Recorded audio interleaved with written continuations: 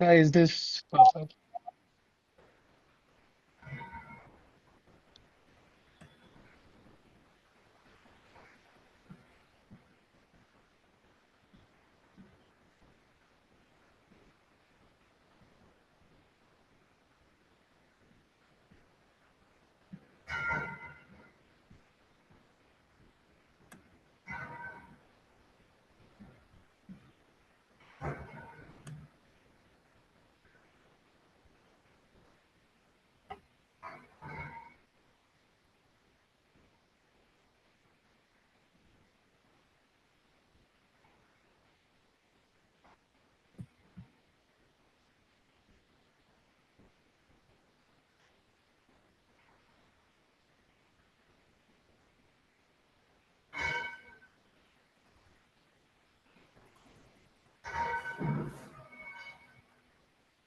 So have we started, sir?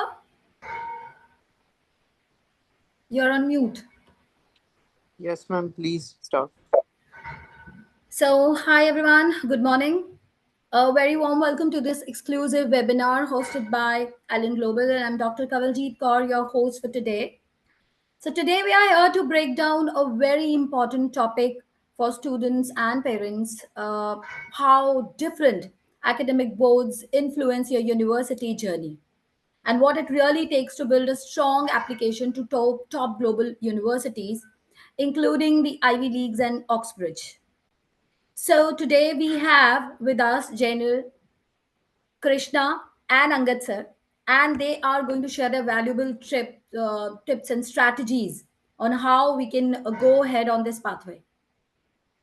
So today's session is all about making smart choices for today so that you can open right doors for tomorrow.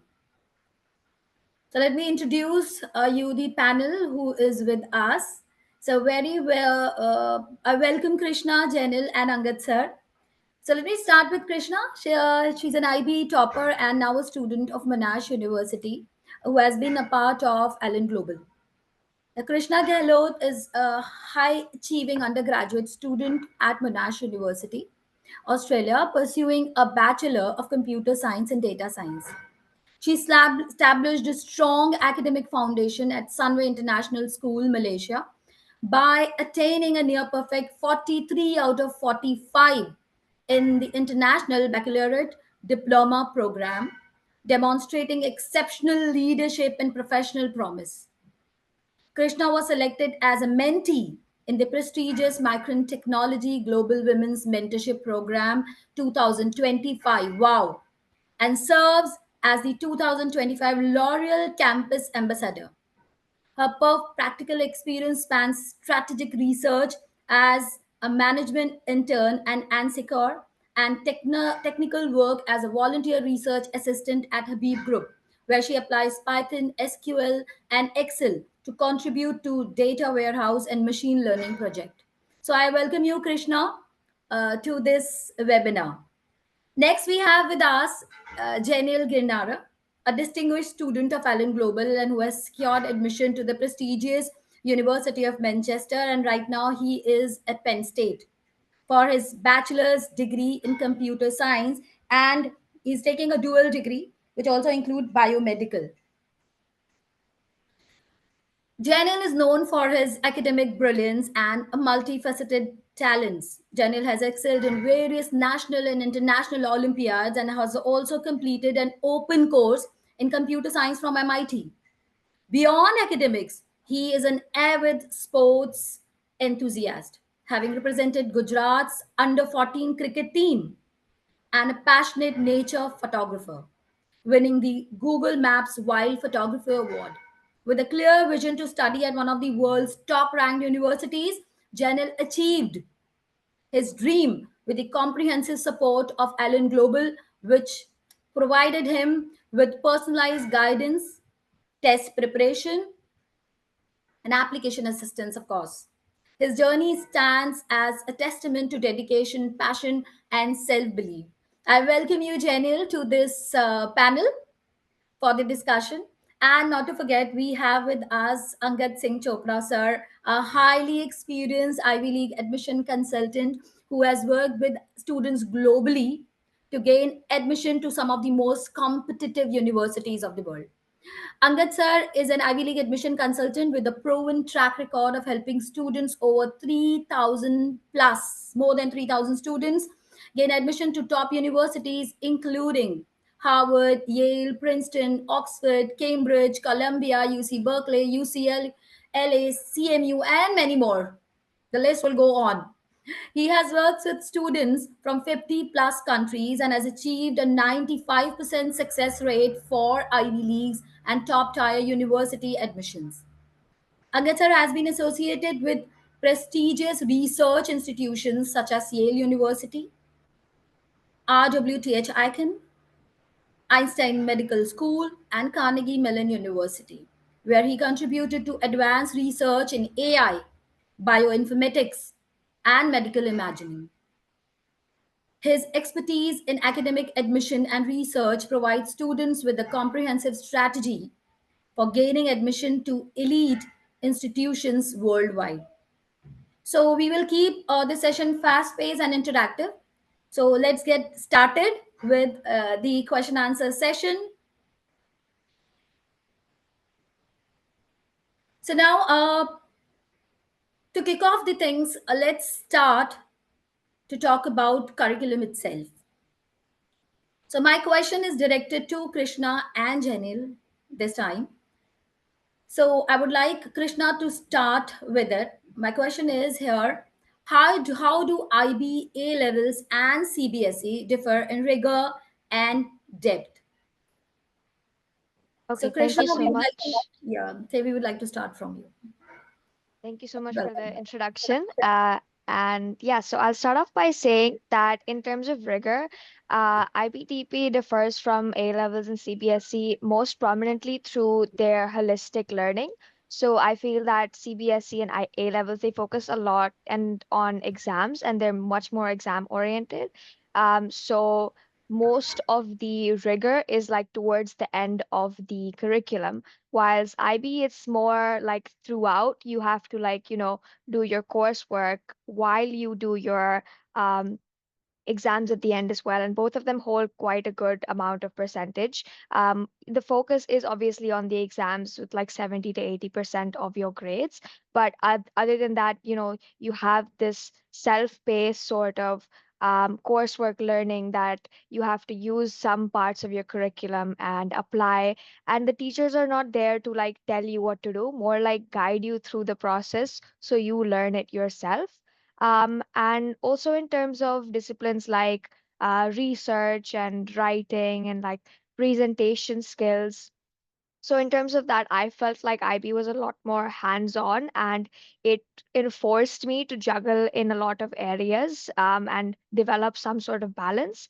One more prominent feature is that I have to take a variety of subjects from across like several disciplines. So I have to take a science, I have to take a humanities, I have to take some sort of maths. While I think CBSE has those like fixed paths that you have to take either science, arts, or you know, um, commerce. So in terms of that, in IB you get to mix and match and sort of pick one of each, and then see what you like better. Then you can take that at the higher level. See what you like a little less or something you're okay with. Take that at the standard level, and balance all of your academic subjects together with along with more, you know, what do you call it, community service activities and things like that.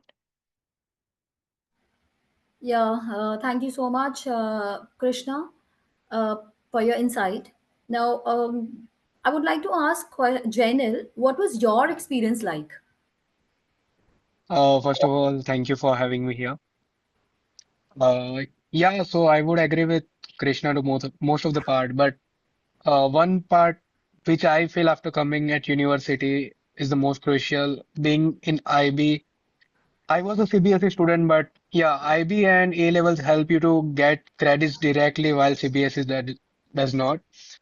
And yeah, that is the most important part because if you are having credits, you can get a diverse variety to select with the orientation which you want, not which university wants you to take. Apart from that, CBSE is like more exam oriented. You need to learn the things, you need to uh, read NCRTs thoroughly. You need to mug up the things. But while I feel IB and A levels focus more on your applications, not on your learning insights, like how much you mug up the things, how exact you are onto the things. And that's what university is like. So yeah, IB and A levels match your university while CBSE differs. But being in a CBSE is really a tough task. Like you need to manage more subjects, you need to manage the things, which is different from your uh, international curriculums. And yeah, it helps you to be in a rigorous curriculum compared to IB because in IB you have calculators, you have everything, but in CBSE you need to do the things manually, which helps you overall grow your brain and insights. So after all, when you land in a place where there are all the talented minds from all over the world, you will be on a better edge if you have CBSE curriculum. And yeah, also IB would help credit wise with CBSE would. Thank you so much, Anil, for throwing light on this. Now, I would like to take the next question, and which will be directed to, of course, Krishna, Janil, and Angad sir will also talk about it. Uh, which board gives a stronger foundation for standardized tests like SAT, ACT, or AP? So we know that these tests are really important when you are applying to top universities of the world, and the scores matter. So I would like to this time start again with Krishna. So did IB help you in any way with exams like SAT or AP? Well, I did do the SATs in my own time, but I felt like uh if like I felt like boards like CBSE and A levels had more direct overlap with boards like SATs, ACTs, and APs.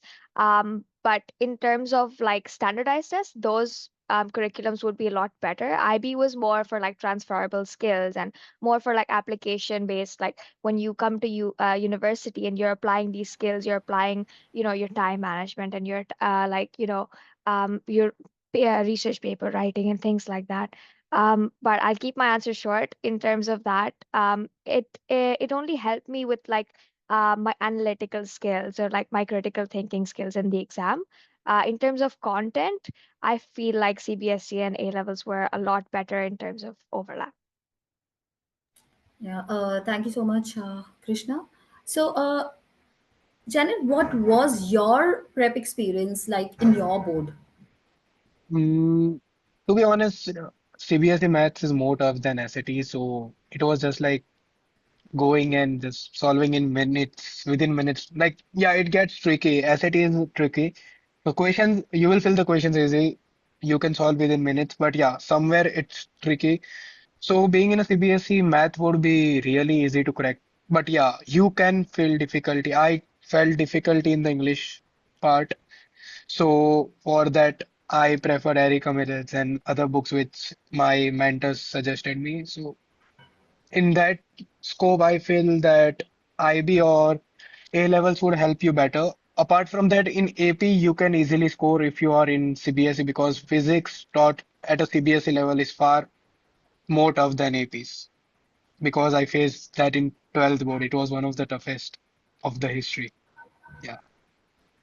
Thank you so much, Janil. So, I think that's a mix kind of an answer, Angad sir. So, I would like to ask you from a consultant point of view, do you see one board giving a clear advantage? What do you think? So, we'd like to know from you.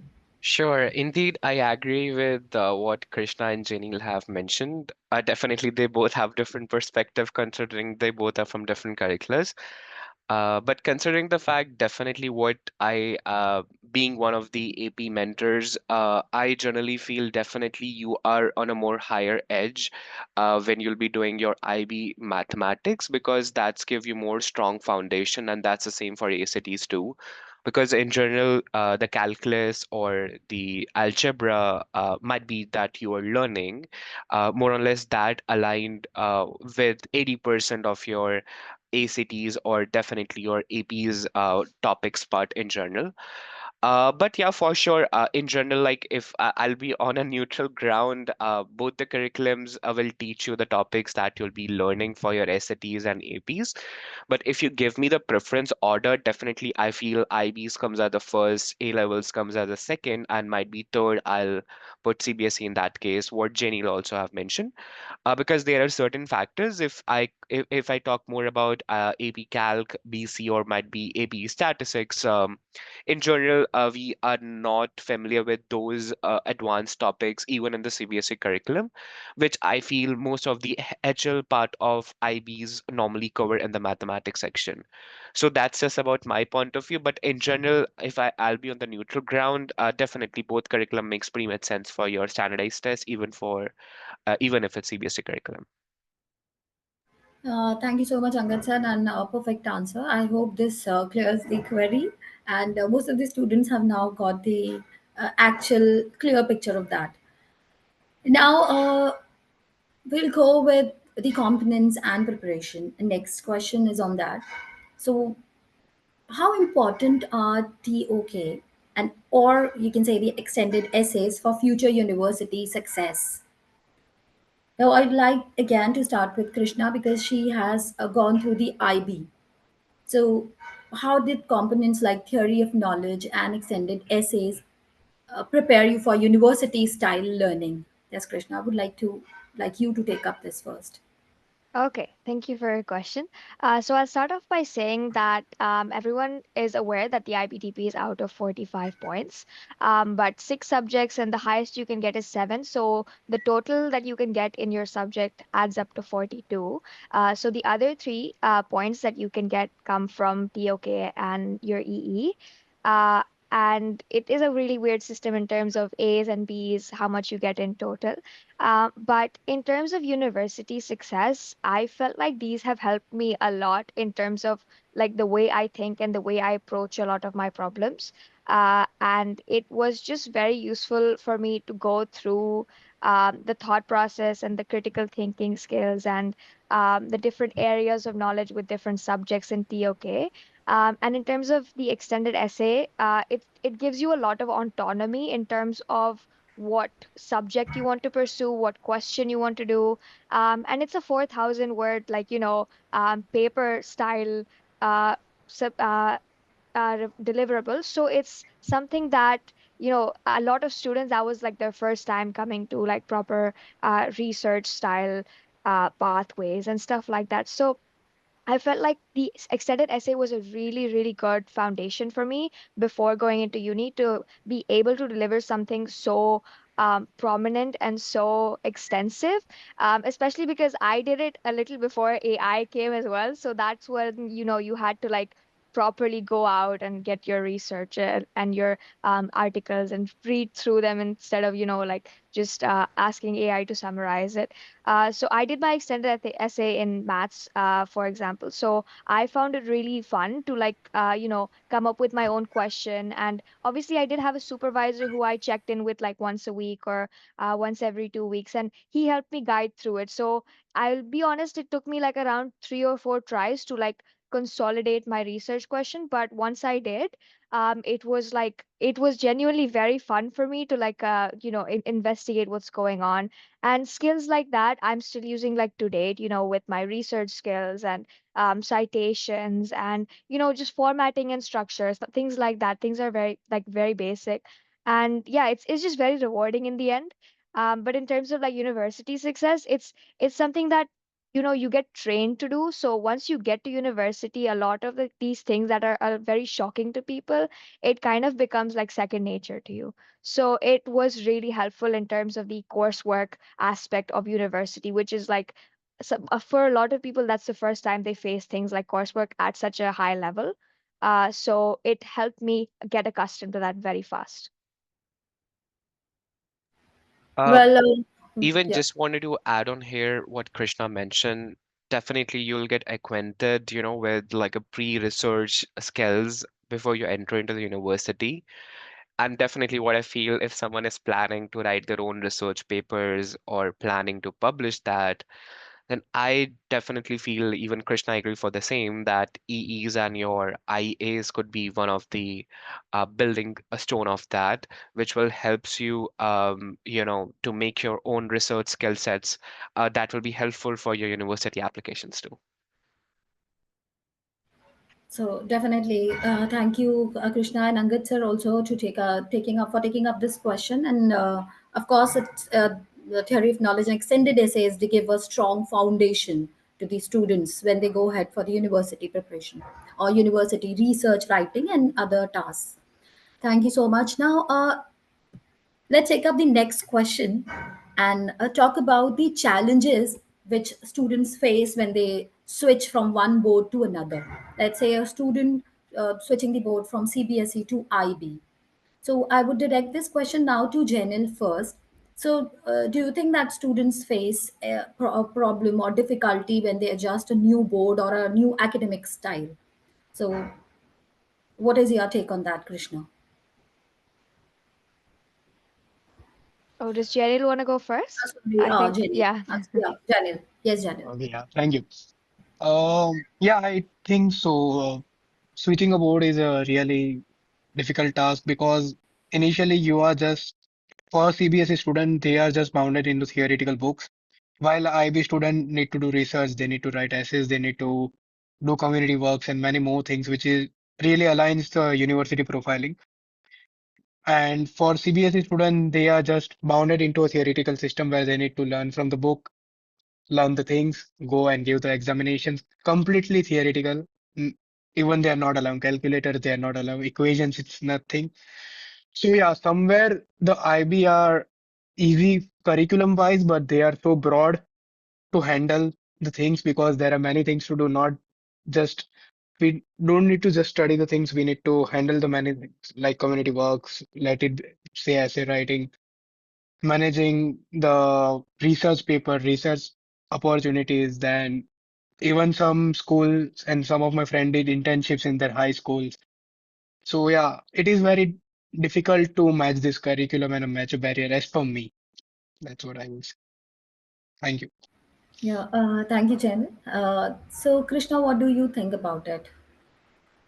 Okay, so I do agree with Janelle in terms of like I had some friends switching from CBSE to IB as well, and they found it, the initial switch really hard to like switch from, memorization to a lot of application based. So in IB, like it's very obvious you cannot just, read through and just magically know everything. It's very you know it's very application based. It's not much content recall. Even like the very content heavy subjects like biology or things like that, you have to learn how to apply these things, because even though there are some papers where you can like, get away with the content recall, there are like other papers where you have to apply certain situation, like situational questions and things like that. So you're asked to like, you're basically forced to like analyze and like connect ideas and write very extensively. So it's like a very big mindset shift. But like once you adapt to it, you become more prepared for university.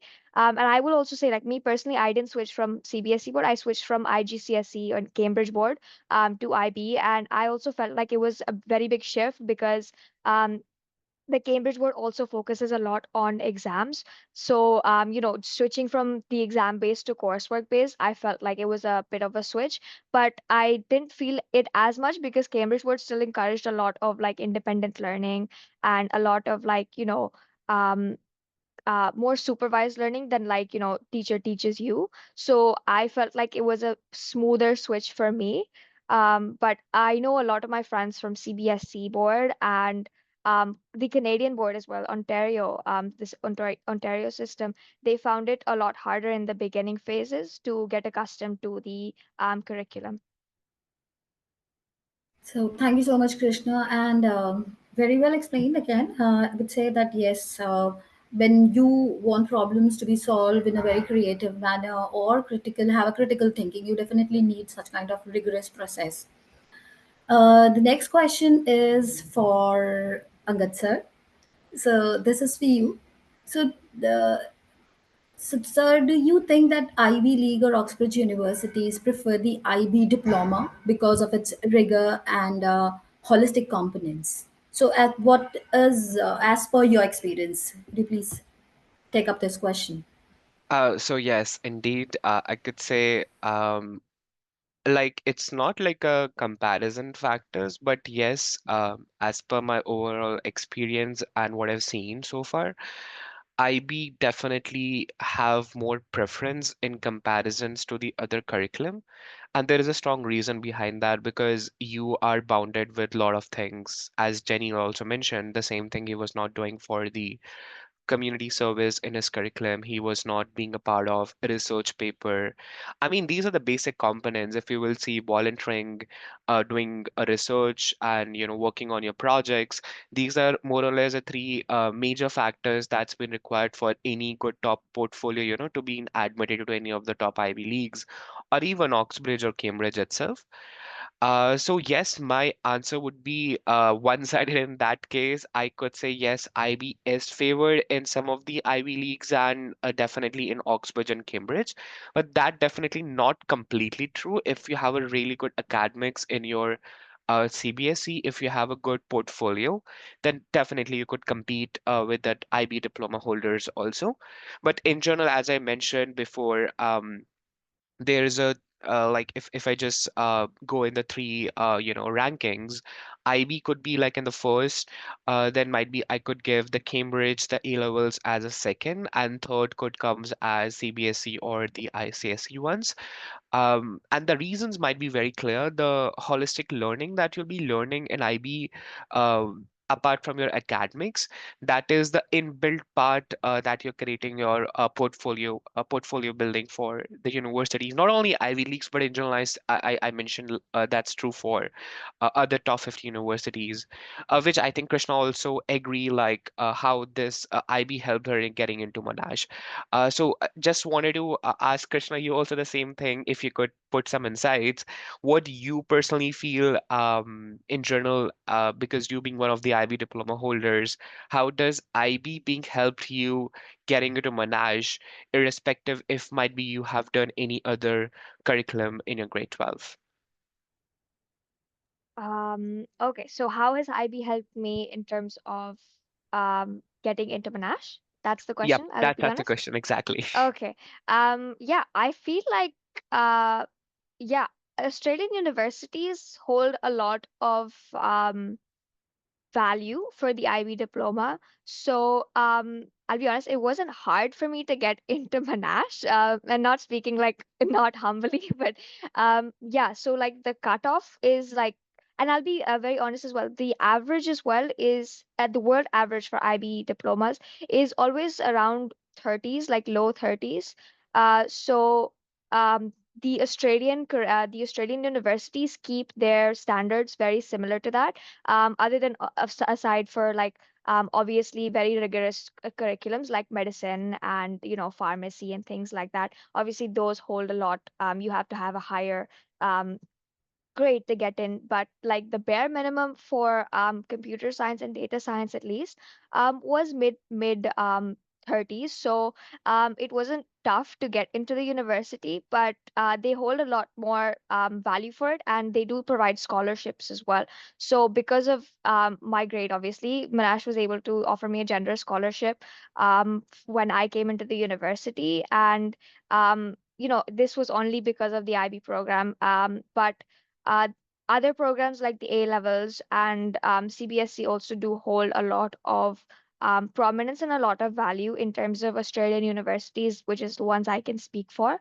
And yeah, so I felt like IB in terms of getting in, it's very like I think Janil mentioned before, it's very standard in terms of what universities expect from you, and it's you like told you in terms of IB because it's so globally recognized everywhere and everyone's so aware of it, like how much you need to get into where. Um, so yeah, it's quite standard in terms of that process. Agreed, agreed. Thanks for taking that, Krishna. So, thank you so much, Krishna and Angad sir, for giving a detailed explanation of this question. I hope the students have now got a clear picture and they know uh, where to go ahead and how to go ahead with it. Sorry. So now let's talk about profile building, because that's also a very important aspect of your university application and when you're applying to top universities, as Krishna mentioned, and also Angit sir told about how profile building or how these passion projects help you. You'll get to know from this part.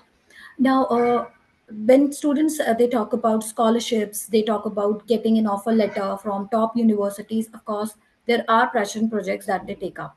So, do passion projects help more than joining existing activities? So, if you are into existing activities like clubs and MUNs, do passion projects really stands out? So, I would like first Angit sir to take up this question.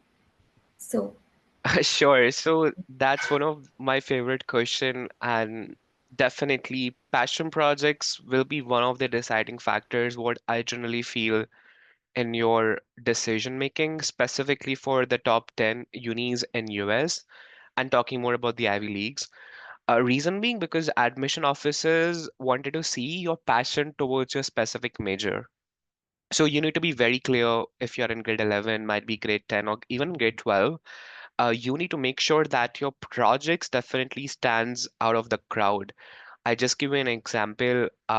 Might be there was, I mean, there is one of my student, she accepted to biomeds in one of the top. She been into UPenn actually. So how she showed her passion towards a specific major, she created considering the fact, you know, in her family a lot of people have gone through the strokes cases and all, so she created her own device with me, where we were actually measuring or we were actually getting a pre-early chances of the strokes in early patients, and this is like a she created like a patch for the same. So in general, I mean to say whatever domains you are into, like if you are into finance, try to see how you could work in the finance side, how you could work in the quantitative finance. You could make like a good project on that. If you're into astronomy or astrophysics, you need to see how you could actually make like a motivation factor for astronomy and astrophysics. So your inclination towards a major should be very clear. Now, again, what I'm seeing currently, the trends being everyone being into one standard, I could say major, that is AI or computer science. But yes, if you are into even AI or computer science too, I generally suggest make sure anything that making a good impact for a society that has a good implication with your artificial intelligence. I mean, the one I give you an example of the UPenn student, that is one of them because he worked for the strokes patient. Even there was one of the student of mine, he worked with me on geospatial analysis, where we normally work on predicting different disasters of the different regions, like what are the chances of earthquakes, what are the chances of tsunamis, what are the chances of XYZ disasters, considering the fact Georgia Tech and some of the universities focuses more on the sustainability. So again, you need to actually see what passion what you're more passionate about, and create like a project for that. In journal, I think Krishna definitely mentioned the same thing. Once you speak about that, but for sure, when you'll be going to your IB curriculum, you definitely have like I must say have a mindset or you have an idea that what you need to actually create from your internal assessments and definitely from your extended essays. So I think, Krishna, it could be much better if you could actually mention what passion projects you created in your days, because recently you've been admitted to Monash. You could tell them like what were your passion projects, and specifically what were your internal assessments, ideas that you submitted to your IBTP, and thirdly, does IB really helps you creating the passion projects or working on those ideas precisely? Sure. Yeah, I'll get on that. So first off, I'd like to say but that I completely do agree with you. Like passion projects show that you have some sort of genuine intrinsic motivation, and that really sticks out when you're, in a crowd of applicants with really good grades. Because when you're applying to top tier universities like Ivy Leagues, Oxford, and everything, it's very obvious that you need to do just more than get good grades. So, showing that you have some sort of passion project shows that you have some sort of genuine motivation to work towards something. But also, like, I'd like to add on, like, joining existing activities helps out a lot because it shows that you can work in a team setting, which is very prominent not just in university, but also, like, once you get out when you're pursuing your career. So I'd like to say that I'll start off with some of my topics in my IBTP. So my maths extended essay focused a lot on map projections. So I was basically analyzing the Mercator projection, which is the most prominent one, with three other projections. So, namely the Lambert-Koenig conformal, the Mollweight projection, and also the Robinson projection. So, in terms of that, I focused and I used like real world data as well, using like Google Earth Pro. I took like random coordinates and saw like which projection measured the distance across the globe the best. And what was the average square error, and like using all of these very useful and very good like very prominent metrics that are used in the research fields as well. One of my really enjoyable IAs as well was my physics I, where I got to conduct some sort of experiment. And one really good thing about the IB is that they make it very standard. So for your science I, you can only use like 12 pages. So everyone has the same amount of space. It's just how you utilize it and what you're going to do with it that matters.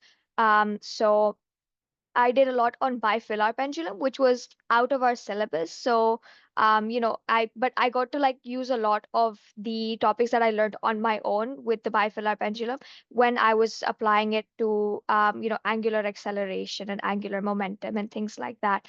And yeah, my business eye was also really, really enjoyable because in that you have to take a real life company that you're going to work with, and with that company you have to like interview them, you have to conduct your own questionnaires, make up your own questions, your own analyze your own data and with the different qualitative and quantitative factors, so financial and non-financial decisions, and then come up with a whole proper case study that's presentable not only to the IB but also to the company itself about a business decision that they're thinking of making.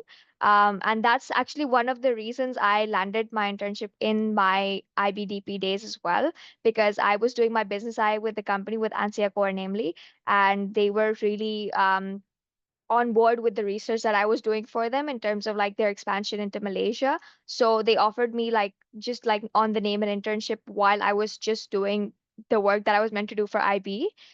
So I felt like it was really good and useful because I sort of was able to convert an IA into a passion project of mine for a company that's actually gonna use that for their results and for their business decision making in the future. Thank you so much, Krishna, for giving such a detailed answer. I hope this will definitely help all the students who are going for passion projects and taking up their interest, the subjects of their interest ahead. Uh, for that, now, Jenil, I would just like to ask you here that how did you showcase your interest in your applications with these passion projects? Yeah, thank you. For me, as the word says, passion project, it means something which fuels you, which drives you, and it can be diverse. For me, it always has been a diverse field of area. That's why currently also I'm majoring in com science biomed, and from third year I'm doing MBA and minoring right now in statistics. So yeah, I'm doing right now diversity, and further I will do even med school for becoming a neurosurgeon. So yeah, so at the end, passion is something very big, and you must always follow your passion. So for me, uh, I did my internship in ISRO as a electrical and navigation department head in Chandrayaan 3 project. Apart from that, I worked with IBM, I worked with JP Morgan, and yeah, I even worked at Meta in my class 12. So yeah, for passion project is not just working with the companies or the top most areas. But what is a passion project that makes you and stands you out from the public? It's not about searching a project on ChatGPT. It's not about searching a project on Gemini and getting in 3 seconds the solution. Yeah, this is the passion project. It is something which makes you different. And it is if that is how a passion project works. You need to search the things, you need to work on the area which you like, not the ChatGPT likes.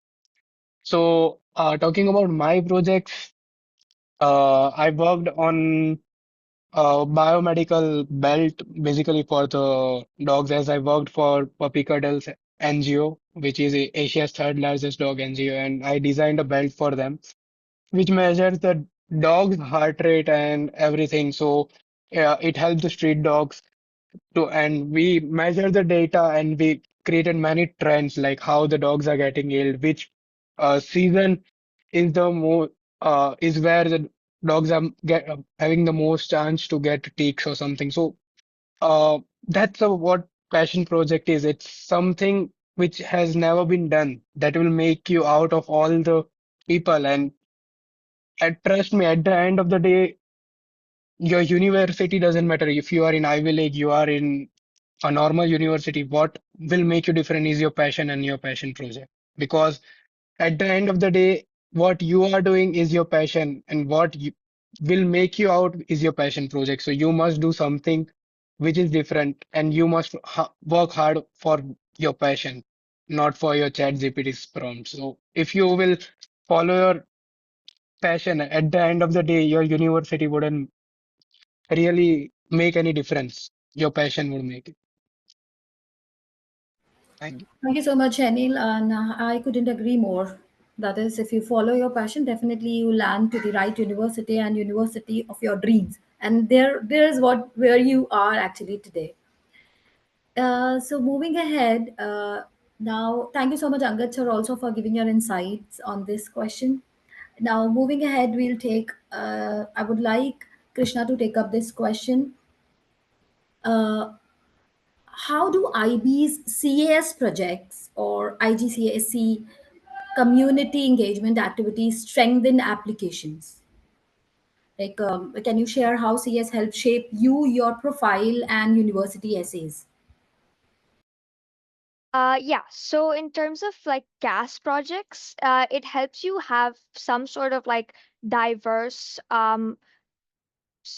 diverse persona to you, in terms of just saying like you're not just doing some things academic. So the CAS in CAS stands for creativity, activity, and service. So in terms of creativity, it forces you to like, take up a new skill or do something creative. So in terms of that, like you can even like learn a language, learn an instrument, or just take up something new, and follow along your journey with it. So it shows like how quickly you can pick up skills.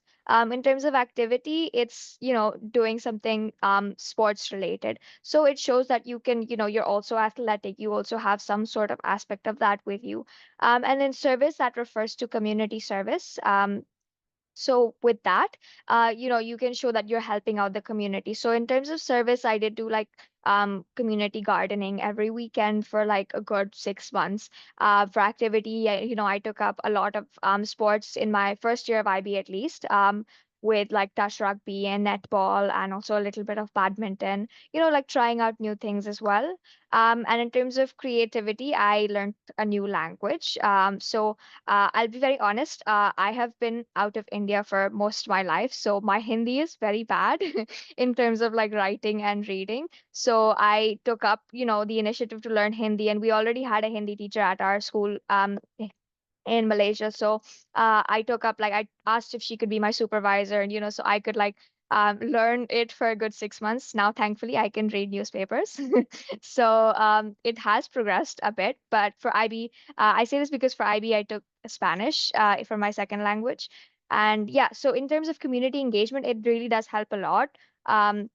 Because CAS also forces you like you have these like separate one-off activities, but it forces you to have a CAS project. So in this CAS project, you have to work in a team, and everyone in the IBDP has to do a CAS project or they'll fail the CAS aspect. So in the CAS project, you have to do something where you are benefiting a community directly and you're addressing the needs of that community. So I'll give an example for my CAS project. I basically help people with Alzheimer's. So we got in touch with one of the institutions of Alzheimer's in Malaysia, and we basically asked them, like, what can we do to help?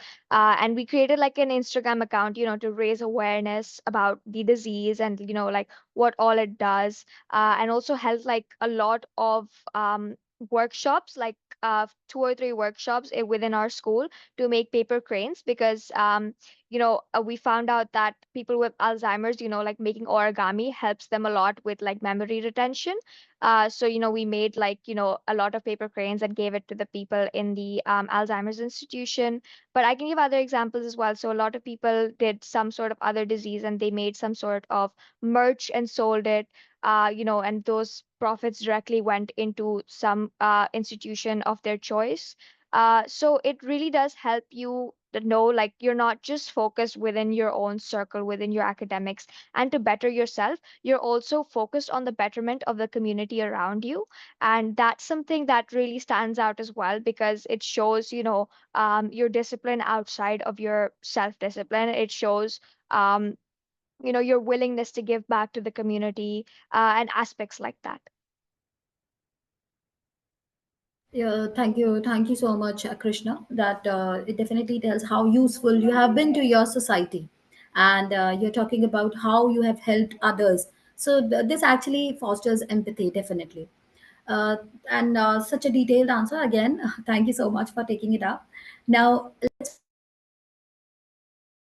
let's move ahead and talk about research and university readiness. So again, I would like you to take up this question, Krishna. So it's, what did you learn from the internal assessments? Like, did they help you prepare for university style research? Okay, yeah. So I'll be honest, I learned a lot in terms of standardizing my structure, in terms of my report writing, in terms of my quality of report writing, and also just like basic things like citations and stuff, which is overlooked a lot, because I was surprised at how many people struggle to do citations when I came into my first semester. But this was something that, after a while it gets second nature, because we have to do 4 IAs, and obviously our extended essay as well. And it does help you with the independence that you face in university, because all of your IAs, even though they have to be something within the curriculum or related to the curriculum, it's something that you have to do on your own, and you have to do something that is something new. You can't just do something that's very, a lot of research has been done on it already. So I'll give you an example, because when I did my physics IA for the first time, I did it on, projectile motion, and there's already a lot of data and a lot of research done on projectile motion. So there's really no point in me conducting an experiment and bringing out some sort of outcome with it, because everyone knows, like the angle of an acceleration, what it's going to do, what it's going to like act like. So when I discussed that with my teacher, like, she asked me to carry out the experiment and everything. And like after that, I came to my own reflection to realize that, okay, this is too basic. So it's not like someone else telling you, it's sort of like you forcing the mindset upon yourself and you getting into the thought process, and the individual journey, the individual learning journey that you go through is very, very impactful and very, very useful in university. So yeah, so I came up with the own initiative. So I was like, no, I need to change it to something a bit more diverse, a bit more special. That's why I did the bifilar pendulum, and that was something that was sort of out of our scope for most of the syllabus. It came in our options topic, but now the options topics are gone in IB now. But yeah, so it was really useful in terms of, how you're supposed to approach problems, how you're supposed to come up with your researches, and sort of what are the metrics and measures of success that you go through while you're conducting the process, instead of, like getting to the end of it fully and then realizing, oh, something's not right, or oh, I might need to change everything. Yeah. Thank you so much, Krishna, for taking up this question. So we have already talked a lot about now about the academic research process, how it helps, and also which board to take, and how IB and CBSE is helping students in creating their profiles and going ahead for top universities. So now next, we'll take a detailed discussion. We'll have a detailed discussion with Angad sir now, where Angad sir, would you like to just share your insights on what does a strong Ivy League profile actually mean beyond good grades? So we have talked about CAS projects, we have talked about boards, we have talked about research process and everything. What, in a nutshell, you will say that does a strong Ivy League profile looks like? So in general, definitely there is not like a secret recipe that you do these things and you get into like the top Ivy leagues, or I must say the top institutions. At certain stage, I just feel what Jenny also mentioned a few minutes back. University doesn't matter as much. It's about, your learning, whatever you're doing there. So again, coming to that point, there are three major factors what I discussed, I think, few minutes back itself, and what I think Jenny and Krishna already indeed mentioned most of the pointers. Number one could be your academics, good grades, which I feel both of them have had really good grades in the past, due to which universities they are in, just because of that.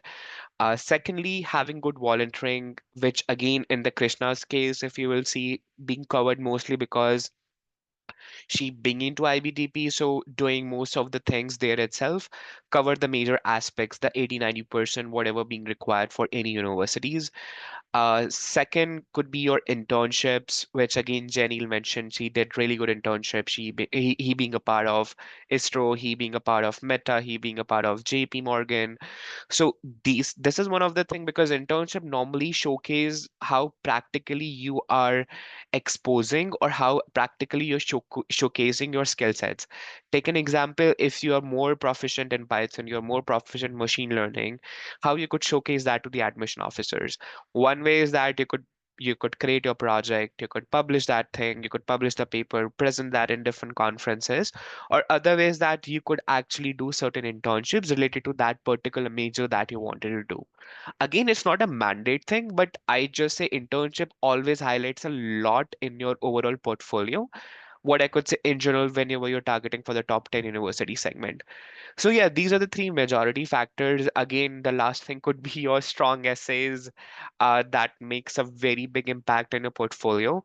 But as we mentioned, I think if you in this overall discussion, your passion towards a major is very, very important. Whether it's your community engagement, or whether it's your passion project you're creating, whether the research paper that you're writing, make sure everything must be aligned with what you're planning to major in the future. So that's the major things, but in general, to give you a crux, VIP is the major format, where V stands for the volunteering, I stands for the internship, and B stands for the project. If Krishna or might be Jenny wants to add any other things what they generally feel, they are feel free to go ahead for the same.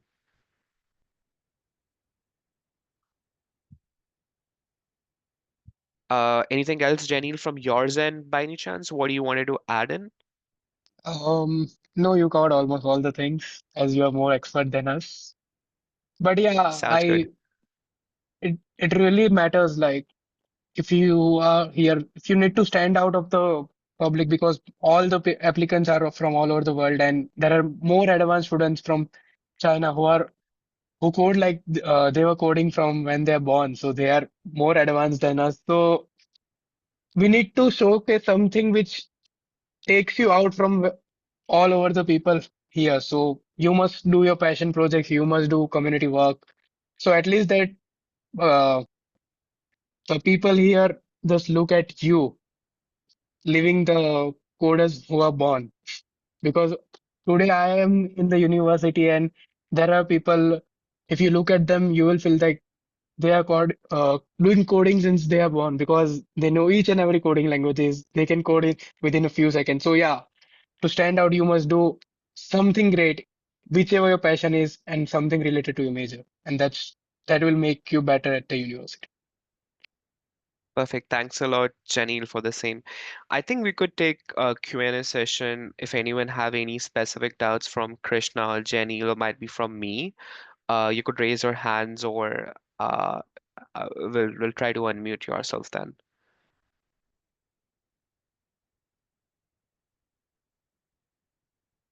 Okay, I think it's Ajit. Um,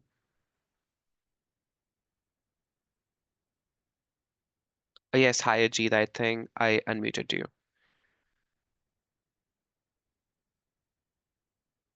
Hello?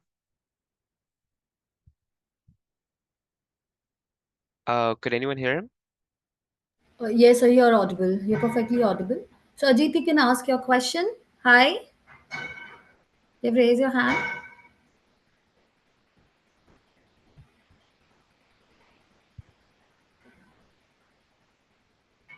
I think that Ajit's audio device is not working. You can write your question in the chat box, Ajit, otherwise. We'll take up the question. In the meantime, if anyone else be there, you could raise your hand. I'll try to unmute yourself then. Hello, can you hear me now? Yes, we could. Hey. Hi, this is Ajit. Thank you so much for a very informative session. So my kids are studying in the ICSE, the board, and so far the questions have been, or rather the points have been related to CBSE versus IB. So I just, for my understanding, is ICSE on par with CBSE, or considering the Oh, rigor that? so I think when we are talking about CBSE, ICSE was already covered because they both are on the same, you could Yeah. same platform or same stage. So they both are covered like simultaneously. Yeah. Okay. So continuing further on that, so if at all they plan to move boards, that is move from ICCBSE to IB, now that they are already in seventh grade, would eighth grade be a good starting point, or is it already too late to adapt to the new boards? I think if you transition from grade 9, that again could be a best case for if you are going to IB or might be to the Cambridge, because Cambridge will be diving to IGCSE, what Krishna already mentioned. She came from IGCSEs and then she transitioned to IBTP, which I generally feel if you're doing IGCSEs or even if you're doing MYP, that is in your IB thing, that makes pretty much same sense. But my personal suggestion could be in grade 8, it makes more sense if you transition the board to any one of them. If it's IGCSE, that is the Cambridge, the British curriculum, or either the IB curriculum thing. Okay. All right. Thank you so much. Yeah. Anytime. Anyone else have any doubts, might be, or anything that they wanted to ask? They could, might be, raise your hands. Or you could drop your queries in the chat. I think Krishna and Jenny will be so happy to answer that.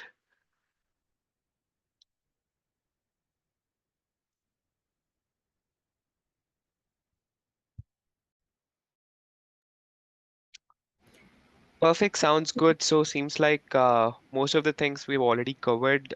So you could take it forward, Kawaljeet ma'am, from here. I agree. I agree. We have taken up most of the things, and Krishna and Janil have been really wonderful, and they have answered all the questions, and I don't think so there is any doubt left. And of course, Angad sir, Just one thing. Sorry, I missed in the chat. There is a question. Krishna might be for you. It seems the focus is more on the comparison of IB, A-level, CBSE with more focus on the former. I'm a second year IBTP myself. Was expecting more on way ahead towards selection of universities for UG. So I'm not sure what he mean from this questions. It precisely from this question, but I mean, if you want to answer that, you could take it forward, Krishna, from here. If I'm reading it correctly, I think it means what's the application process like when you're applying to different universities. So I'm not too sure about most of the places, but I can speak for the US, UK, and Australia in terms of abroad. So the US, it's pretty standard in terms of how you're meant to apply, and I think Janil will probably know as well in terms of what are the statistical tests you need to do, and what are the questions you need to write and the platform you use. And also in terms of the UK, it's also very standard and very similar to the US application system through UCAS. And you can only apply to up to like 5 universities, if I'm not wrong.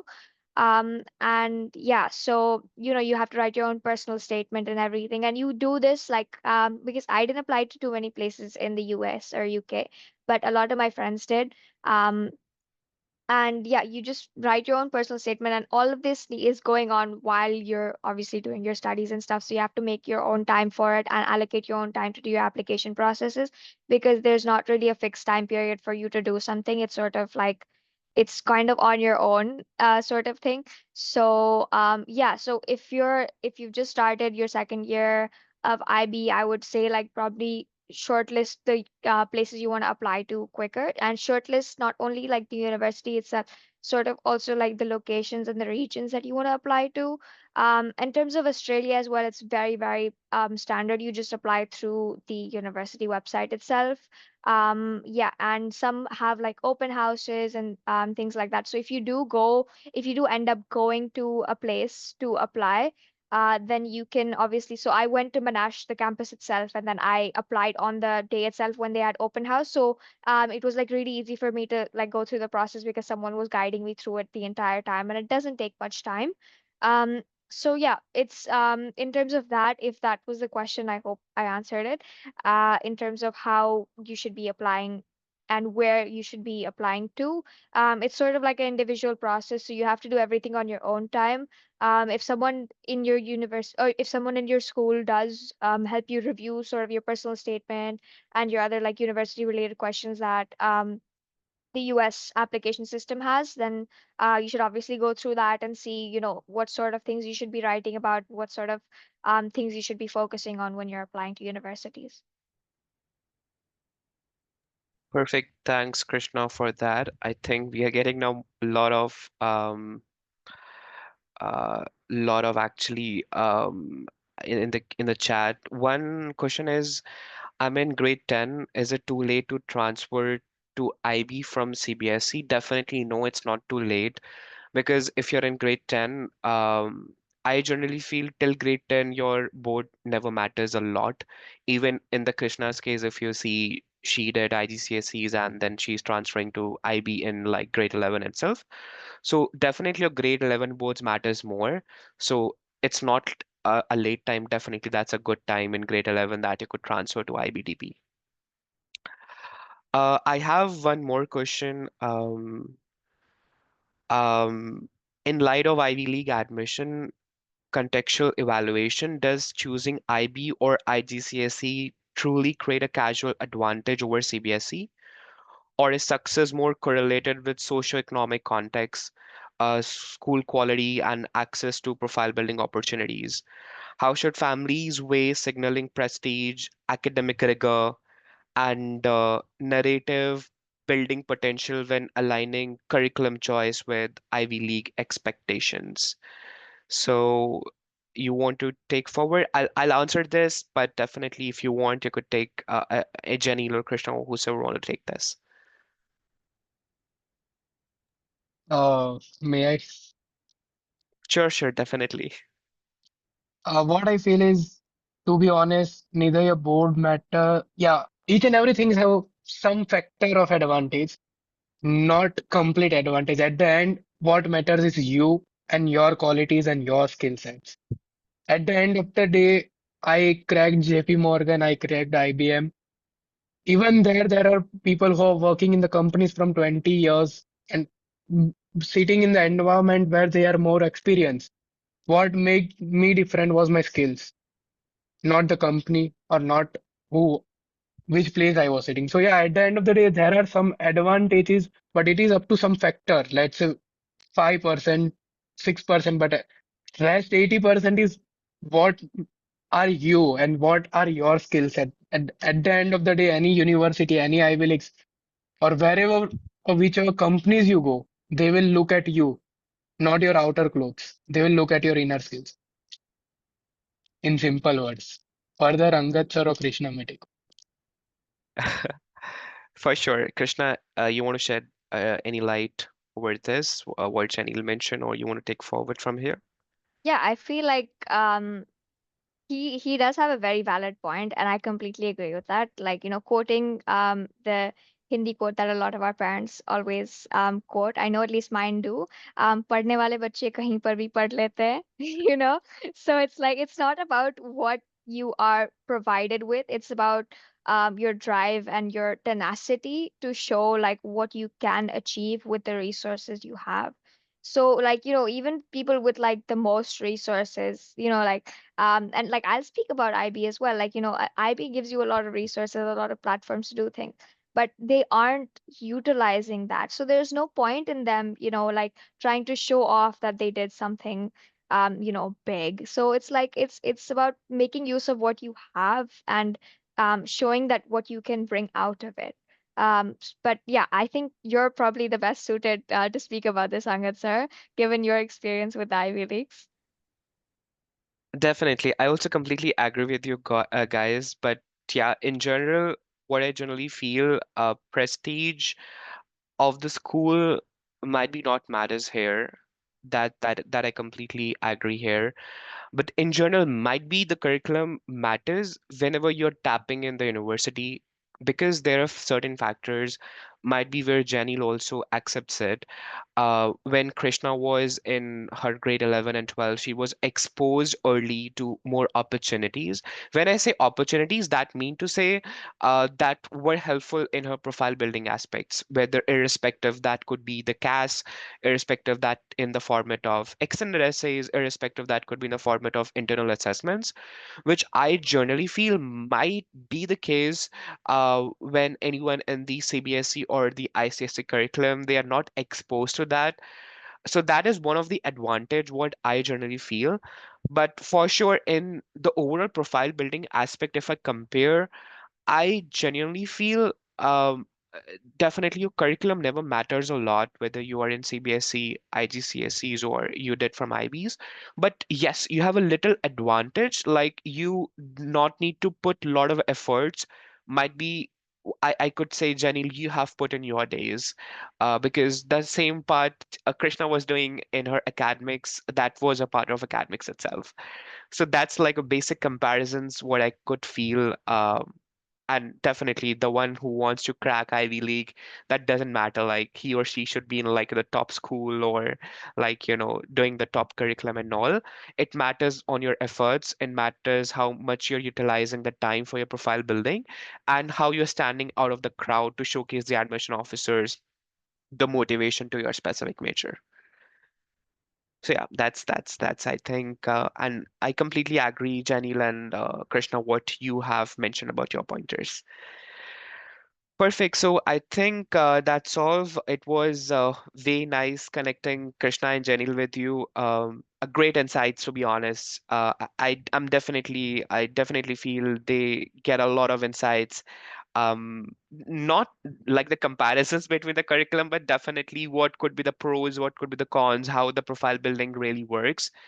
And I truly appreciate your time and whatever you have mentioned on this webinar itself. So we could wrap, I think, Kawaljeet ma'am from here. And thanks a lot again, Janil and Krishna, taking your valuable time. I'll we'll be in touch. Thank you so much to our incredible panel, Krishna, Jenil, and Amitsa, for sharing such valuable insights. And there was a lot to learn today. And I hope students and parents have got a good idea about how to go ahead with top university profiling, and of course which board to take up and how to go ahead with passion projects. So, for those who are planning your academic journey, remember choosing the right board is only one part of the puzzle. There are a lot of things which could be done, and the rest would be how you build your profile, your skills, and what is your authentic story, as told to us by Krishna and Jenny. So, if you want help in planning your roadmap, feel free to reach out to us at Allen Global. And thank you for joining today. And We wish you all the very best in your university journey. I again thank Krishna and Janil for being a part of today's panel discussion. Thank you, Angad sir. Thank you so much, everyone. Have a great weekend. Have a great day, Janil, Krishna, and ma'am. Take care. Bye bye. Bye bye. Thank you guys. Goodbye. Thank you, you too.